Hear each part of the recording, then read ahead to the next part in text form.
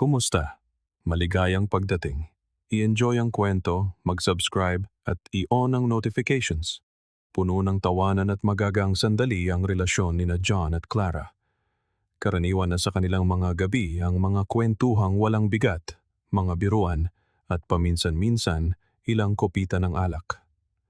Sa gabing iyon, partikular silang panatag, ninanamnam ang isang simpleng hapunan. Ang uri ng hapunan na tanging mga mag-asawang may taon ng pinagsamahan ang nakauunawa kung paano pahalagahan. Walang tigil ang agos ng alak at ang kanilang usapan ay lumibot mula sa mga pang-araw-araw na pangyayari hanggang sa mga nakakatawang alaala ng nakaraan. Lubos ang komportabling pakiramdam ni John, tumatawa sa mga biro ni Clara at ninanamnam ang pagiging espontanyo na laging dala nito sa kanilang relasyon. Sa gitna ng payapang tagpong ito, binitiwan ni Clara ang isang pangungusap na ikinagulat ni John. Paano kaya kung imbitahin natin ang best friend mong si Mike na makasama natin isang gabi? Baka pwedeng maging masaya tayong tatlo. Ang mungkahi ay tila kakatwa at hindi inaasahan. Natigilan si John ng isang segundo, ang kanyang mga matay nakatitig kay Clara. Naghihintay na ito'y tumawa at sabihing nagbibiro lang. Ngunit salungat sa kanyang inaasahan, sinalubong ni Clara ang kanyang titig na may mapaglarong ngiti sa gilid ng labi. Sinubukan niyang tumawa, gaya ng lagi niyang ginagawa kapag may sorpresang binabato si Clara, ngunit sa pagkakataong ito, hindi madaling lunukin ang biro. Si Mike, ang kanyang matalik na kaibigan mula pagkabata, ay matagal ng bahagi ng kanilang buhay. Halos pamilya na ang turing niya rito. Ang pagkakaibigan nila ni John ay matatag at puno ng tiwala, isang bagay na hindi niya kailanman maiisip na ihalo sa kanyang relasyon kay Clara. Maging masaya? Anong ibig mong sabihin? Medyo alanganin siyang tumawa, sinusubukang alamin kung saan patungo ang usapan. Hindi umatras si Clara. Oh, magiging interesante, di ba? Parang isang laro. Ang laro ng pangakit. Uupo ka lang doon habang pinapanood mong akitin ako ni Mike at wala kang magagawa. Sinabi niya ito ng tumatawa, ngunit merong kung ano sa kanyang mga mata na nagpapahiwatig na baka may mas malalim na kahulugan ang mungkahi niya kaysa sa inakala ni John. Ngumiti si John, sinusubukan pa ring huwag seryosohin, ngunit ang ideya na panoorin ng sinuman at ang sinumang iyon ay si Mike, na akitin ng kanyang asawa ay masyadong nakakabagabag para maging isang biro lamang. Sa loob ng ilang sandali, naisip ni John na gumanti, marahil ay magsabi rin ng isang bagay na mapanukso, ngunit mabilis na naglaho ang kaisipang iyon. Patuloy sa pagtawa si Clara at napagdesisyunan niyang mas mabuting tapusin na lang ito. Ngunit gaya ng kanilang nakasanayan, nakipaglaro siya sandali, hinayaan ang kanyang imahinasyon na maglakbay. Nakakatuwang laro naman yan, sabi niya, tumatawa pa rin kahit na ang kanyang isip ay sinusubukang iproseso ang hindi inaasahang alok. Alam niyang mahilig magbiro si Clara, manukso para makita kung hanggang saan siya aabot. At gaya ng dati, sabay silang tumawa, lumiko sa ibang paksa ang usapan. At sa huli, nagpatuloy ang gabi gaya ng dati. Nang sa wakas ay matulog na sila, hindi na gaanong pinansin ni John ang napag-usapan. Sa isip niya, isa lang iyong biro na pinalakas ng alak at ng magandang pakiramdam nila noong gabing iyon. Ngunit ang mungkahi ni Clara, kahit na nakabalat kayo bilang biro ay patuloy na umalingaw-ngaw sa kanyang isipan sa paraang hindi niya lubusang maipagwalang bahala. Nang gabing iyon, habang pinapatay ang mga ilaw at pinupuno ng katahimikan ng bahay, hindi maiwasan ni John na isipin ang mungkahi ni Clara. Kinabukasan, ang gaan ng nakaraang gabi ay tila naiwan na. Sumisilip ang sikat ng araw sa mga bintana ng kusina, nagbibigay liwanag sa silid habang nagtitimpla si John ng kape. Sinusulyapan niya si Clara paminsan-minsan. Pinapanood itong nag-i-scroll sa kanyang telepono sa gitna ng katahimikan ng umaga. Ang biro mula kagabi ay patuloy pa ring tumatambol sa kanyang isipan. Nagbibiro lang ba talaga si Clara o may mas malalim na kahulugan ang kanyang sinabi? Habang nakaupo sila para mag-almusal, si John, na medyo nababagabag pa rin sa tinakbo ng usapan nila kagabi, ay nagpa siyang buksan ang paksa na parang walang anumang bigat, na tila sinusubukang linawin ng anumang hindi pagkakaunawaan. Tungkol kagabi, biro lang yon, di ba? Sabi niya, habang hinahalo ang kanyang kape, sinusubukang magtunog na walang pakialam hanggat maaari. Tumingin si Clara at binigyan siya ng isang ngiti na lalong nagpalito sa kanya. Hindi iyon ang ngiti ng isang taong nagbibiro lang. Hindi naman masamang ideya, sa totoo lang, mukhang masaya. Mahinahon niyang sagot, ngunit ang seryosong tono na nakatago sa kanyang mga salita ay malinaw na malinaw. Naramdaman ni John ang bahagyang pagbilis ng tibok ng kanyang puso. Hindi lang siya nagbibiro, o kung nagbibiro man siya, may bahid ito ng katotohanan. Kumunot ang kanyang noo, sinusubukang alamin kung nanunukso pa rin ba ito o kung mayroon ngang mas malalim na ibig sabihin. Masaya? Tanong niya, sinusubukang magmukhang kalmado ngunit hindi na nakangiti. Isang bahagi niya ay gustong umunawa, ngunit ang isang bahagi ay hindi alam kung paano ito haharapin. Sa lahat ng taon ng kanilang pagsasama, hindi kailanman nagmungkahi si Clara ng isang bagay na ganito kaiba. Siyempre, sabi niya, na para bang ito ang pinakasimpleng bagay sa mundo. Isipin mo na lang, isang kakaibang karanasan, isang bagay na bago. Sinabi niya ito na parang nagmumungkahi ng bagong restaurant o isang paglalakbay sa isang kakaibang lugar. Ngunit hindi ito makita ni John ng ganoon kadali. Isang bagong karanasan, mahina niyang ulit, nararamdaman ang bigat ng mga salita. Sandaling namayani ang katahimikan habang si Clara ay patuloy na humihigop ng kanyang kape na para bang ang usapan ay walang anumang kakaiba. Si John, sa kabilang banda, ay naramdaman na may nagbabago, na para bang ang mungkahi ay hindi lamang isang biro, kundi isang maliit na bintana sa isang pagnanasa o kuryosidad na hindi niya napansin noon. Nagsimulang lumaki ang kanyang pagkabalisa. Tumingin siya kay Clara, umaasa ng paliwanag, isang bagay na magbabalik sa gaan, ngunit tinapos lang nito ang kanyang kape at tumayo mula sa mesa, iniwan ang usapan na nakabitin sa hangin. Naiwan doon si John sa katahimikan, nag-iisip. Hindi niya kailanman inakala na ang isang kaswal na komento ay maaaring mag-iwan ng ganoon kalaking marka. Ngunit ngayon ay hindi niya mapigilang pag-isipan kung ano ang ibig sabihin nito. Alam mo yung sandaling napagtanto mong may nagbago kahit hindi mo alam kung ano mismo? Para kay John, iyon ang sandaling iyon. Mula noon wala nang anumang tila biro na lamang. Ang mga sumunod na araw ay lumipas sa isang uri ng tahimik na ulap. Ang mungkahi ni Clara, na dating itinuturing na simpleng tukso, ay nakabitin ngayon sa pagitan nila bilang isang bagay na hindi pa nalulutas. Sinubukan ni John na magpatuloy gaya ng dati, ngunit paminsan-minsan, bumabalik sa kanya ang alaala ng umagang iyon. Hindi naman masamang ideya, mukhang masaya. Ang mga salitang iyon ay umalingaw-ngaw sa kanyang isipan, lalo na't hindi naman mukhang nagbibiro si Clara. Isang umaga, habang nag-aalmusal sila, nagpasya si John na oras na para harapin ang pagkabalisang lumalaki sa loob niya. Inilapag niya ang kanyang tasa sa mesa nang mas malakas kaysa sa kanyang intensyon, na nagpatingin kay Clara sa kanya na may mahinahong pag-usisa.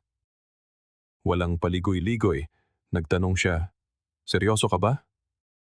Si Clara, nang hindi nawawala ang magandang humor, ay sumagot ng may parehong gaan tulad ng dati. "Seryoso saan?" Naramdaman ni John na kumuyom ang kanyang sikmura. Mahirap buksan ang paksa nang hindi nagmumukhang mahina, ngunit alam niyang hindi niya ito maaaring hayaang nakabitin sa pagitan nila. "Tungkol kay Mike, tungkol sa ating tatlo, yung ideya na alam mo na..." Mahinang tumawa si Clara, hindi mapanukso, kundi may himig lang ng pagkalibang. Iyon.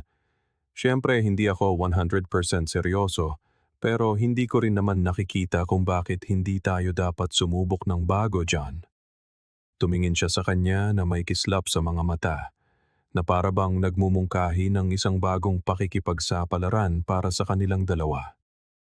Matagal na tayong magkasama at sa tingin ko, pwede tayong lumabas sa comfort zone natin paminsan-minsan. Hindi naman kailangang eksakto sa sinabi ko, pero pwede tayong maging mas bukas. Tahimik na nakinig si John, sinusubukang iproseso ang sinasabi niya. Posible kayang iminumungkahi talaga ni Clara na buksan ang kanilang relasyon? Nabalisa siya sa ideya. Alam niyang may mga mag-asawang gumagawa nito, na ito ay isang balidong pagpipilian para sa marami, ngunit hindi niya kailanman inakala na lalabas ito sa sarili niyang tahanan. Tumingin siya kay Clara, naghahanap ng anumang senyales na ito ay isa na namang panunukso, ngunit mukha itong totoo, kahit nakalmado. Iminumungkahi mo bang gawin talaga natin ito? Ang mga salita ay lumabas na mas tensyonado kaysa sa kanyang inaasahan. Bumuntong hininga si Clara na parang nagpapaliwanag ng isang napakasimpleng bagay. John, sinasabi kong pwede tayong mag-explore ng mga bagong paraan ng pagsasama. Hindi ito tungkol kay Mike, tungkol ito sa atin. Pero kung ayaw mo, okay lang. Naisip ko lang na pwedeng maging interesante, iyon lang. Ngumiti siya, ngunit sa pagkakataong ito mayroong kakaiba. Para bang alam na niyang hindi niya lubusang maiintindihan at iyon ay bahagyang nagpalungkot sa kanya. Lalong lumaki ang pagkabalisa sa loob ni John, ngunit sinubukan niyang huwag itong ipakita. Kasi, hindi ko alam kung para sa akin yan, Clara. Tinitigan siya nito ng matagal bago sumagot. Alam ko, pero gusto ko lang na maintindihan mo na hindi ito isang bagay na katakataka. Ang dami na nating pinagsasaluhan. Naisip ko na pwedeng isa pa itong bagay. Mayroong kung ano sa kanyang mga salita na tumama ng husto kay John. Hindi lang isang pakikipagsapalaran ang iminumungkahi ni Clara. Pinag-uusapan niya ang koneksyon sa pagitan nila tungkol sa isang bahagi niya na maaaring hindi niya kilala o handang tuklasin. Hindi niya alam kung ano ang sasabihin. Ang katahimikan sa pagitan nila ay nagsimulang bumigat. Napansin ito ni Clara, kaya't mahinahon siyang tumayo at nagsimulang ligpitin ang mesa na para bang sarado na ang paksa. Naiwan si John na nakaupo, nakatitig sa tasa ng kape sa harap niya, mas lito kaysa dati. Isang bahagi niya ay gustong tuparin ng tila ninanais ni Clara. Ngunit ang isa pang bahagi, marahil ang mas malakas, ay hindi kayang tiisin ang ideya. Malinaw na may nagbago sa pagitan nila, isang bagay na hindi niya tiyak kung maibabalik pa. Nalalapit na ang kaarawan ni Clara at si John sa gitna ng tensyong namumuo sa pagitan nila ay nagpasya na marahil oras na upang ibalik ang gaan. Gusto niyang ibalik ang relax na dinamikong laging naglalarawan sa kanila bilang mag-asawa. At kung nagmungkahi si Clara ng isang bagay na matapang, marahil ay kaya niya itong sorpresahin. Ngunit sa ibang paraan. Isang paraan na magpapanatili ng mapaglarong tono na laging umiiral sa pagitan nila. Sa espesyal na gabing iyon, determinado si John na sorpresahin si Clara. Ginugol niya ang buong hapon sa paghahanda ng isang magarbong hapunan. Pinipili ang mga paboritong pagkain ni Clara at lumilikha ng perpektong kapaligiran para sa inaakala niyang magiging isang hindi malilimutang gabi. Mula nang mag-usap sila sa may kape, kung saan nagmungkahi si Clara ng bago, isang panunokso na hindi niya alam kung paano haharapin noong una, hindi na umalis sa isip niya ang ideya. Marahil naisip niya, oras na para ipakita na bukas siya sa mga bagong karanasan, handang sumubok ng kakaiba, isang bagay na hindi inaasahan ni Clara. Nang bumaba si Clara sa hagdan, elegante at nasasabik, ang kanyang ngiti ay nagpakita ng pinaghalong pag-usisa at pananabik. Malinaw na iniisip niyang kasama sa sorpresa si Mike, ang matalik na kaibigan ni John, dahil sa kanya nagsimula ang mga panunukso ilang linggo na ang nakalipas. Nang makita ang maingat na inayos na mesa at ang mga nakasinding kandila, lalo pang ngumiti si Clara, ang isip niya ay nag-i-imagine na ng mga susunod na mangyayari. Si John, kinakabahan ngunit determinado, ay tumingin sa kanyang mga mata habang nagsasalin ng alak at nagsabi, "Clara, yung ideya mo tungkol sa pagsubok ng bago hindi na umalis sa isip ko at nagpasya akong pwede nating subukan." Nagulat si Clara, nanlaki ang mga mata at bahagyang yumuko pasulong halatang nasasabik. "Talaga?" tanong niya na may kislap ng pananabik sa kanyang mga mata. Sa isip niya, tiyak na malapit nang sumama sa kanila para sa hapunan si Mike. Pagkatapos ay tumunog ang doorbell. Halos hindi mapigilan ni Clara ang kanyang tuwa habang papunta sa pinto para buksan ito. Ngunit nang bumukas ang pinto, hindi si Mike ang nakatayo doon. Pumasok si Amanda, ang kanyang matalik na kaibigan, nakangiti at walang kamalay-malay. Natigilan si Clara ng isang segundo, sinusubukang intindihin ang nangyayari. Ang kanyang tingin ay mabilis na bumaling kay John, nalilito. Nagbigay si John ng isang alanganing ngiti at sinabing, "Walang alam si Amanda, pero naisip ko, bakit hindi natin parehong subukang akitin siya? Baka may mangyari sa ating tatlo." Ang dapat sana'y isang matapang na sorpresa para kay Clara ay sinalubong ng panlalamig. Nawala ang ngiti ni Clara at ang pananabik na naramdaman niya ilang minuto lang ang nakalipas ay ganap na naglaho. Hindi ito ang inaasahan niya. Ang gabi, na nangangakong magiging masigla, ay mabilis na naging isang hindi komportableng hapunan.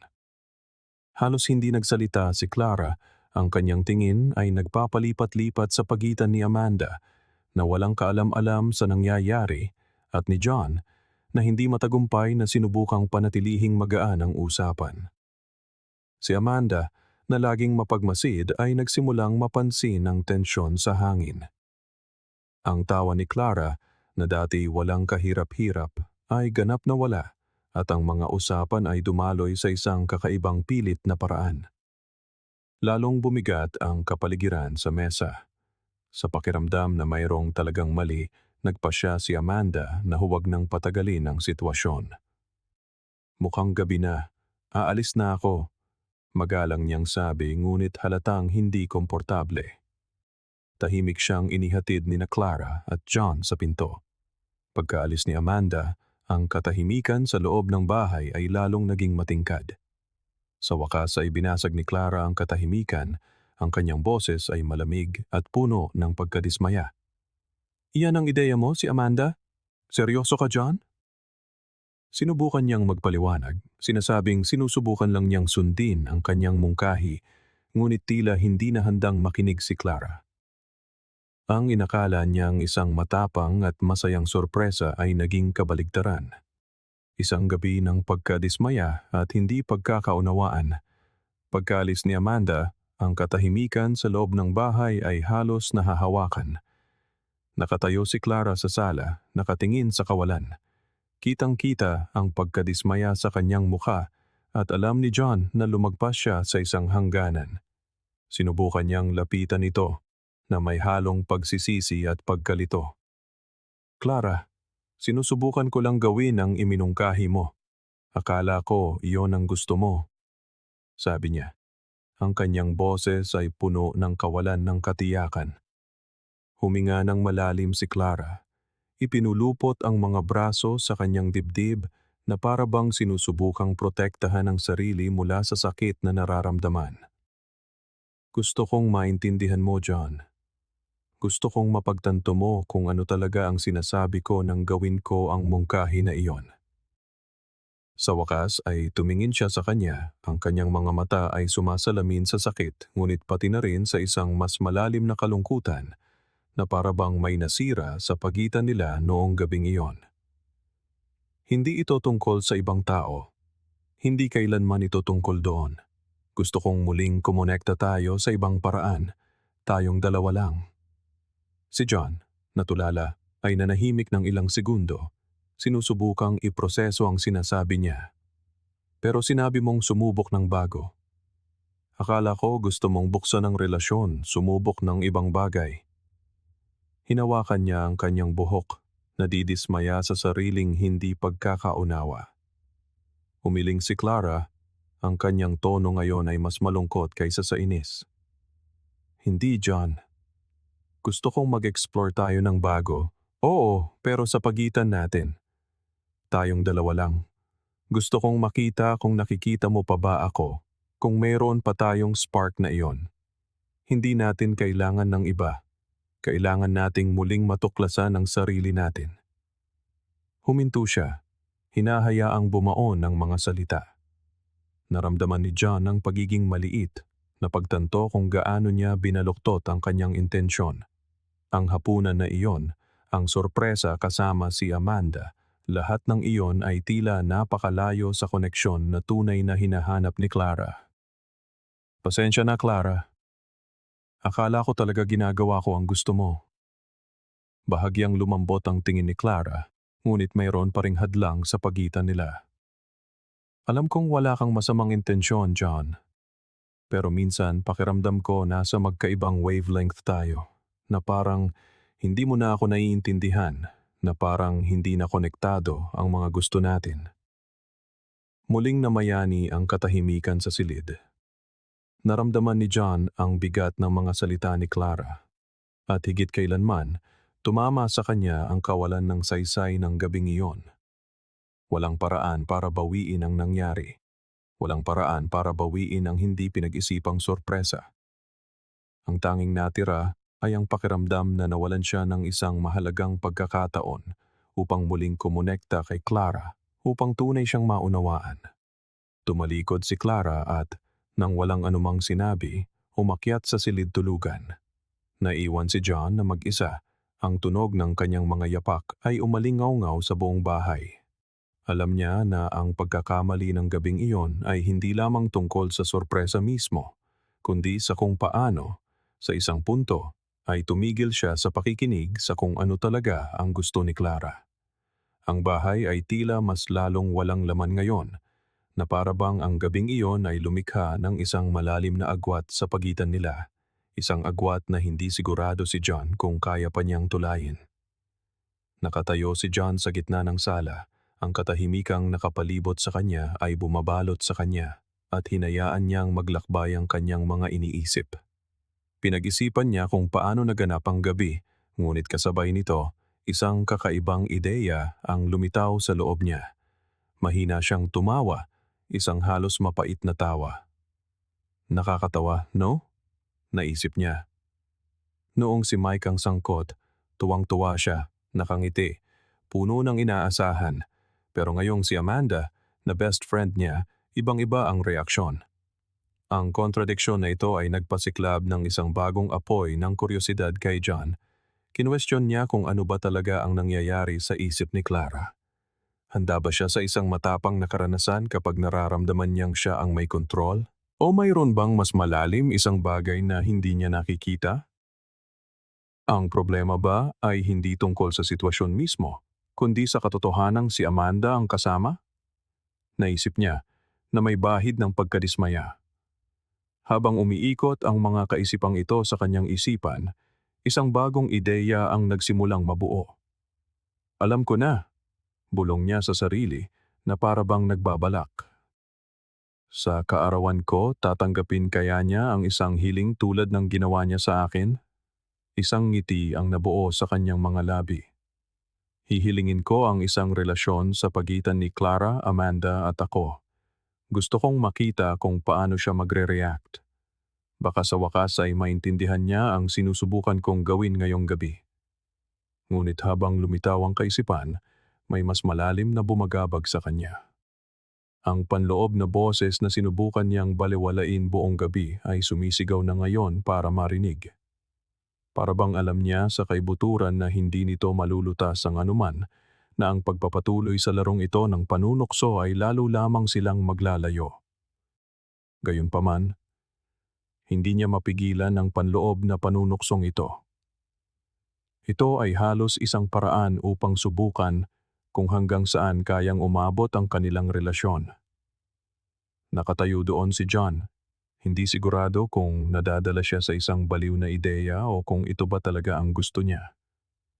Alinman sa dalawa, ang hinaharap ay tila hindi tiyak. At alam niyang ang susunod na hakbang ay magtatakda ng higit pa sa isang bagong yugto lamang sa kanilang relasyon. Sa bagong pagdududang itinanim sa kanyang isipan, hinayaan niya ang sariling tumawa muli mag-isa sa walang laman na sala. Sige, tingnan natin kung ano ang mangyayari. Salamat sa panonood ng video. Kung nagustuhan mo ito, huwag kalimutang mag-subscribe sa channel at i-on ang notifications para hindi mo mapalampas ang anumang update. Hanggang sa muli.